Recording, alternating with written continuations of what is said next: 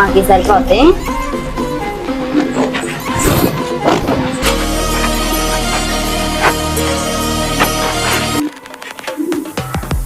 Water పోసిన తర్వాత taste తగ్గట్టు సాల్ట్ వేసుకోవాలి.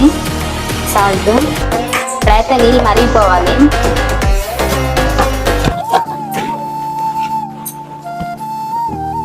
ఇప్పుడైతే నీళ్ళు తెగిపోతుంది, ఇలా తిరగాలి. దీనిలో కొంచెంగా బిర్యానీ మసాలా పొడి, కొత్తిమీర కొంచెం, మనం కడిగి 2-3 సార్లు కడుక్కొని పెట్టుకున్న బియ్యం అయితే వేసేస్తున్నా. వేసేటప్పుడు వేసేయాలి. బియ్యం అయితే